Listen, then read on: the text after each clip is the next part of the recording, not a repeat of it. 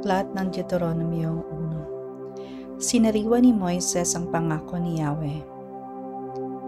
Ito ang tagubilin ni Moises sa buong Israel nang sila'y nasa ilang sa ibayo ng Jordan, sa Araba.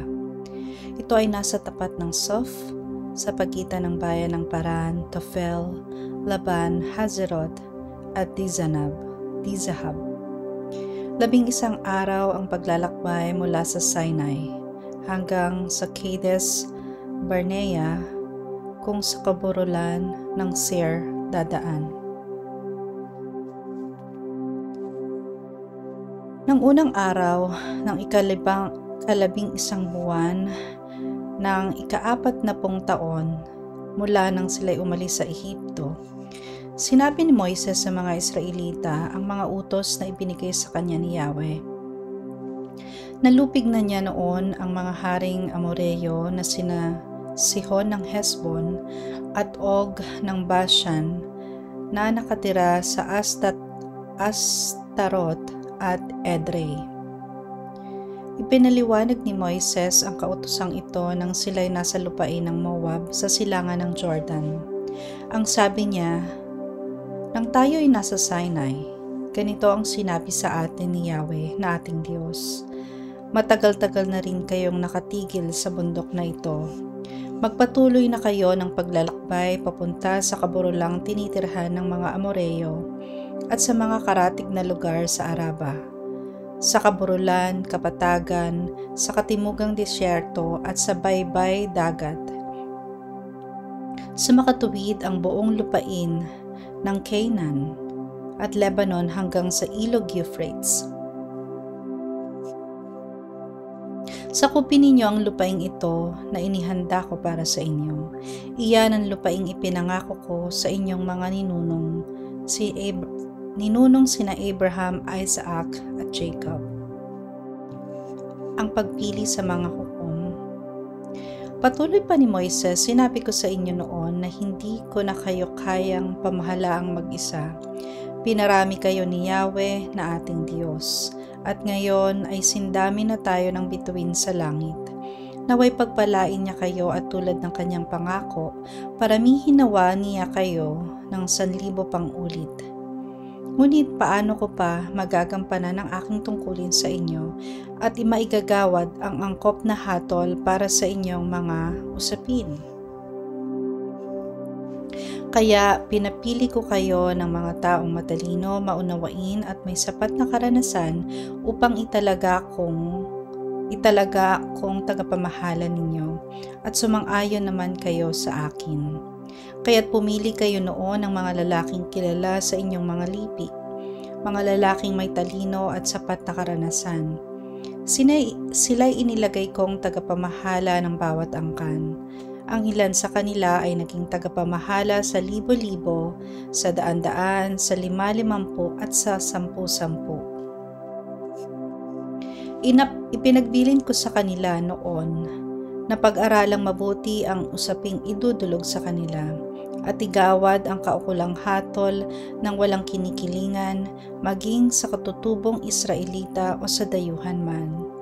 Dapat maging pantay-pantay ang kanilang paghatol sa mga tao. Ibibigay nila ang katarungan sa bawat tao, maging sino man siya. Huwag silang matatakot kanino man sapagkat ang ihahatol nila ay mula sa Diyos. Kung inakala nilang mabigat ang usapin, dalhin nila ito sa akin at ako ang hahatol. Sinabi ko rin sa inyo noon ang lahat ng dapat niyong gawin. Isinugo ang mga espiya. Bilang pagsunod sa utos ni Yahweh, nagpatuloy tayo ng paglalakbay mula sa Sinai. Pinasok natin ang napakalawak at nakakatakot na ilang bago tayo nakarating sa kaburulan ng mga Amoreyo. At narating nga natin ang Kadesh Barnea.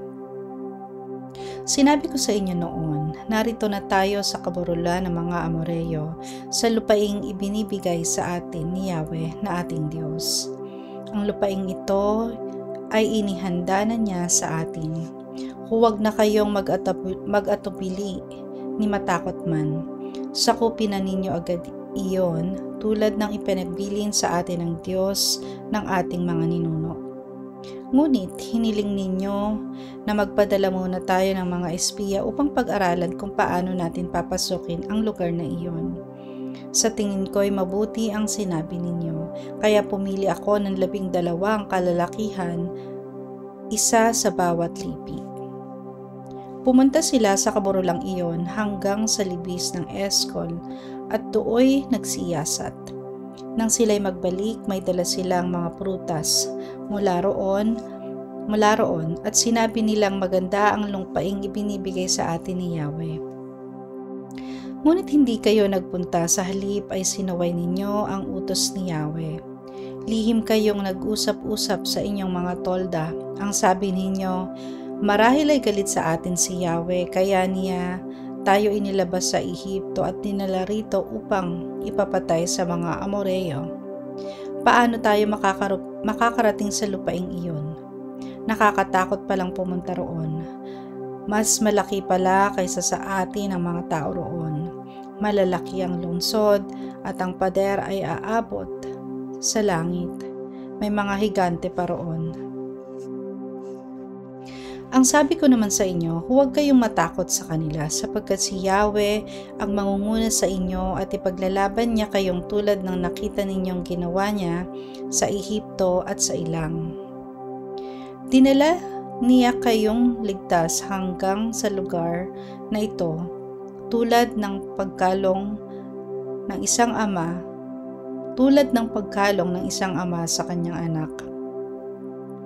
Sa kabila ng sinabi ko'y hindi pa rin kayo nagtiwala sa kanya, gayong siya ang nanguna sa inyo. Pinatnubayan niya kayo sa pamamagitan ng haliging apoy kung gabi at haliging ulap kung araw, at itinuro sa inyo ang inyong daraanan at ang inyong pagkakampuhan. Pinarisahan ni Yahweh ang Israel. Narinig ni Yahweh ang usapan ninyo at siya ay nagalit. Dahil dito, isinumpa niya, isa man sa inyo ay hindi makakarating sa lupaing aking ipinangako sa inyong mga ninuno, maliban kay Caleb na anak ni Jephunneh. Siya lamang ang makakapasok doon. Ibibigay ko sa kanya at sa kanyang magiging angkan ang lupaing maaabot niya, sapagkat lubusan siyang sumunod sa akin. Nagalit din sa akin si Yahweh dahil sa inyo. Sinabi niya, kahit ikaw, Moises, ay hindi makakapasok sa lupaing iyon. Ang kanang kamay mong si Joshua ang papasok doon. Palakasin mo ang kanyang loob sapagkat siya ang mangunguna sa Israel sa pagsakop nila sa lupaing iyon. Sinabi rin niya, makakarating doon ang mga maliliit ninyong anak na hindi pa nakakaalam ng mabuti at masama, ang inyong mga anak na sinasabi ninyong mabibihag ng mga kaaway. Ibibigay ko sa kanila ang lupain at sasakupin nila ito. Ngunit, kayo'y babalik sa ilang papuntang dagat na pula. Ang pagkatalo ng Israel sa Horma. Sinabi naman ninyo sa akin noon, nagkasala kami kay Yahweh. Pupunta na kami roon at makikipaglaban tulad ng inutos niya sa amin. At kayong lahat ay dali-daling nagsakbat ng sandata sapagkat akala ninyo ay madali lamang ang paglusob sa kaburulan ng mga Amoreo. Ipinapigil kayo sa akin ni Yahweh sapagkat hindi niya kayo papatnubayan at malulupig lamang kayo ng inyong sasalakayin. Ngunit hindi kayo nakinig sa akin. Sinuway ninyo ang utos ni Yahweh at nagpatuloy kayo sa inyong paglusob. Kaya naman parang mga bubuyog na dinagsa kayo ng mga Amoreo. Ginapi nila kayo at tinugis hanggang Horma. Dumaing kayo kay Yahweh, ngunit hindi niya kayo pinakinggan o pinansin man lamang. Ang mga taon sa ilang, kaya napilitan kayong tumigil ng matagal sa Kades. Tulad ng utos sa akin ni Yahweh, nagbalik tayo sa ilang, tungo sa dagat na pula. Pagkatapos sinabi sa akin ni Yahweh, matagal na rin kayong nagpaikot-ikot sa kaburulang ito.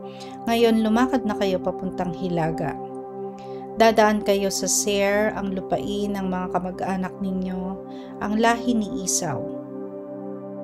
Takot sila sa inyo, ngunit mag-ingat pa rin kayo. Huwag ninyo silang kakalabanin sapagkat kapiraso man ang lupain nila ay hindi ko ibibigay sa inyo.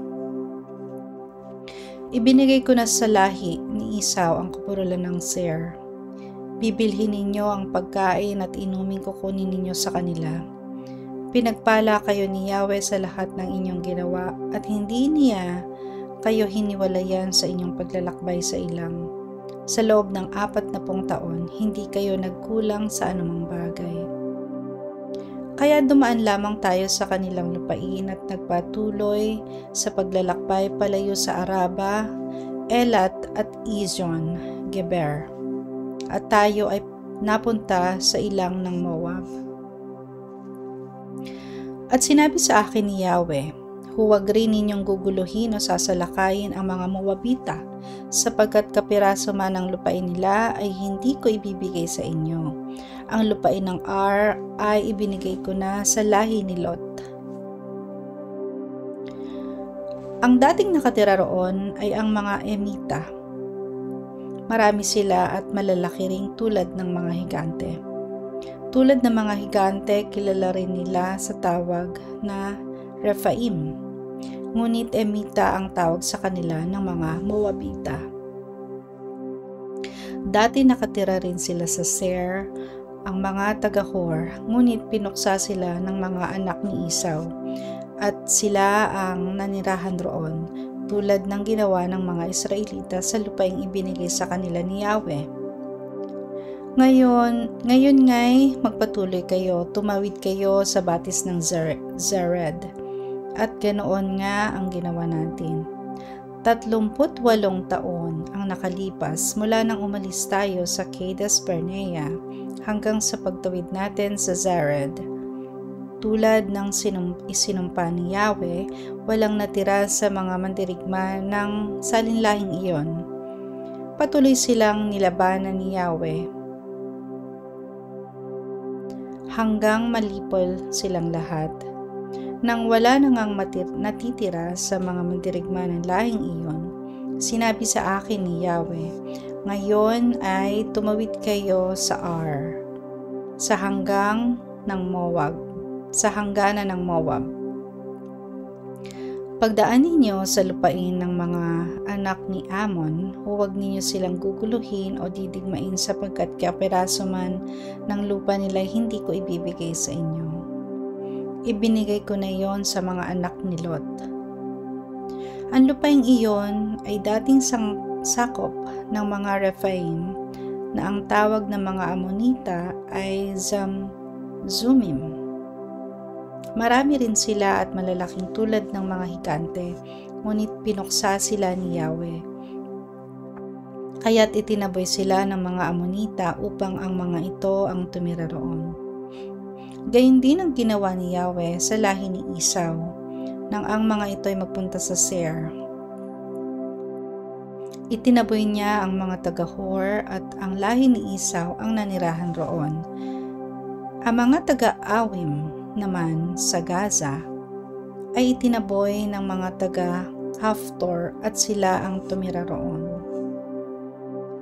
At doon ay sinabi ni Yahweh, magpatuloy kayo, tumawid kayo sa ilog Arnon. Mabibihag ninyo si Sihon, ang hari ng Amoreo sa Hesbon, at masasakop ninyo ang kanyang lupain. Kaya't simulan na ninyo ang pagsakop sa lupain niya. Dahil sa gagawin ko ay matatakot sa inyo ang lahat ng bansa sa daigdig. Mababanggit lamang kayo'y manginginig na sila sa takot. Nalupit ng Israel si Haring Sihon. At mula sa ilang ng Kedemot, nagpadala ako ng sugo kay Haring Sihon na taga Hesbon upang mag-alok ng kapayapaan. Makikiraan kami sa iyong lupain, hindi kami lilihis ng daan. Babayaran namin ang aming kakainin at iinumin. Kung maaari, paraanin mo lamang kami. Tulad ng ginawa ng mga anak ni Esau sa Seir at ng mga Moabita sa Ar, makikiraan lamang kami para makarating sa kabila ng Jordan, sa lupaing ibinigay sa amin ni Yahweh na aming Diyos. Ngunit hindi niya ito pinahintulutan. Siya ay pinagmatigas ni Yahweh para matalo natin at makuha ang kanyang lupain na hanggang ngayon ay sakop natin. At sinabi sa akin ni Yahweh, ito na ang simula ng pagbagsak ng kaharian ni Haring Sihon sa inyong mga kamay. Sakupin na ninyo ang kanyang lupain. Sinalakay tayo ni Sihon at ng lahat ng kanyang mga tauhan sa Jahaz. Ngunit siya at ang kanyang mga tauhan ay natalo natin sa tulong ni Yahweh. Nasakop natin ang kanyang mga lungsod. Giniba natin ang mga ito at walang itinirang buhay, isa man sa mga taga-roon. Ang kanilang mga hayop at ari-arian ay sinamsam natin. Walang lungsod na hindi natin napasok mula sa Aroer hanggang Gilead. Lahat ay nasakop natin sa tulong ni Yahweh. Ngunit, hindi natin ginalaw ang lupain ng lahi ni Ammon, ang baybayin ng ilog Jabbok at ang kaburulan, sapagkat iyon ang kabilin-bilinan ni Yahweh na ating Diyos. Nalupig ng Israel si Haring Og. Nagpatuloy tayo papuntang Bashan, ngunit pagdating natin sa Edrei, sinalakay tayo ni Haring Og ng Bashan. Sinabi sa akin ni Yahweh, huwag kayong matakot sa kanya sapagkat matatalo ninyo sila tulad ng ginawa ninyo kay Haring Sihon ng Heshbon at sa mga Amoreyo. Sa tulong ni Yahweh, natalo nga natin si Haring Og at ang buong Bashan. Wala tayong itinirang buhay, isa man sa kanila. Nasakop natin ang 60 nilang lungsod sa Argob at buong kaharian ni Og sa Bashan. Ang maraming maliit na nayon at ang malalaki nilang lungsod na napalilikiran ng pader. Tulad ng ginawa natin kay Haring Sihon ng Heshbon, nilipol natin sila, pati mga kababaihan at mga bata. Ang itinira lamang natin ay ang mga hayop at iba pang ari-arian nilang sinamsam natin. Nasakop natin noon ang lupain ng 2 haring Amoreyo, ang lupain nila sa silangan ng Jordan mula sa ilog Arnon hanggang sa bundok ng Hermon. Sirion ang tawag ng mga taga-Sidon sa bundok ng Hermon at Sinir naman ang tawag doon ng mga Amoreyo. Nasakop din natin ang mga lungsod sa matataas na kapatagan, ang buong Gilead, ang Bashan hanggang Salka at Edrei na pawang sakop ni Haring Og. Si Haring Og lamang ang natira sa mga taga-Rephaim. Ang kabaong niyang bato ay 4 na metro ang haba at 2 metro ang lapad. Ito ay nasa lungsod ng Raba sa lupain ng Ammon hanggang ngayon. Ang mga liping na nirahan sa silangan ng Jordan. Noong masakop natin ang bansang iyon, ibinigay ko sa lipi ni Reuben at Gad ang lupain mula sa Aroer na nasa tabi ng ilog Arnon at ang kalahati ng Gilead. Ang kalahati naman ng Gilead, ang Bashan sa makatuwid ang buong Argob, ay binigay ko sa kalahati ng lipi ni Manassas. Ang buong Bashan ay tinatawag na lupain ng mga Rephaim. Ang buong lupain nga ng Argob at ang Bashan hanggang sa hangganan ng mga Jeruseo at Maakateo ay napunta kay Jair na anak ni Manassas. Hanggang ngayon, may ilang nayon doon na tinatawag na mga nayon ni Jair sunod sa pangalan niya. Ang Gilead naman ay ibinigay ko kay Machir. Sa mga lipi naman ni Reuben at Gad ay ibinigay ko ang lupain sa Gilead hanggang sa kalagitnaan ng Ilog Arnon. Ang Ilog Arnon, ang hangganan nito sa timog at ang Ilog Jabbok naman sa hilaga. Dito naman nagsimula ang lupain ng lahi ni Ammon. Sa kanluran, ang lupain nila ay aabot sa Ilog Jordan mula sa lawa ng Sineret hanggang sa dagat na Patay. Abot naman sa bundok Pisgah sa gawing silangan. Sinabi ko sa kanila noon, ang lupain ito ang ibinibigay sa inyo ni Yahweh na ating Diyos. Ngunit ang lahat ng mandirigma ay makikipaglaban munang kasama ng ibang Israelita. May iwan dito ang inyong mga pamilya at ang inyong mga hayop sapagkat alam kong marami kayong alagang hayop. Hindi kayo babalik dito hanggang ang mga kapatid ninyong Israelita ay hindi napapanatag sa lupaing ibinigay sa kanila ni Yahweh. Ito naman ang sinabi ko kay Joshua. Nakita mo ang ginawa ni Yahweh sa 2 haring Amoreo, ganun din ang gagawin ni Yahweh sa mga hari ng lupaing pupuntahan ninyo. Huwag kang matatakot sa kanila sapagkat si Yahweh ang siyang nakikipaglaban para sa inyo. Hindi pinapasok sa Canaan si Moises. Nakiusap ako noon kay Yahweh, ang sabi ko, Panginoong Yahweh, pinasimulan mo nang ipakita sa akin ang iyong kapangyarihan. Sinong Diyos sa langit o sa lupa ang makagagawa ng iyong ginagawa? Hinihiling ko sa iyong patawarin mo ako sa ibayo ng Jordan. Patawirin mo ako sa ibayo ng Jordan upang makita ko ang maganda at masaganang lupaing iyon, ang kaburulan at ang bundok Lebanon. Ngunit hindi niya ako pinakinggan, sapagkat nagalit nga siya sa akin dahil sa inyo. Ang sagot niya sa akin, tumigil ka na. Huwag mo nang mabanggit-banggit sa akin ang bagay na ito. Umakyat ka na lamang sa tuktok ng Pisgah at tanawin mo ang paligid sapagkat hindi ka makakatawid ng Jordan.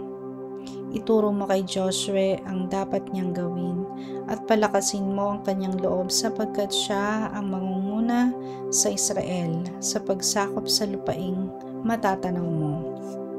At nanatili tayo sa libis na nasa tapat ng Beth Peor.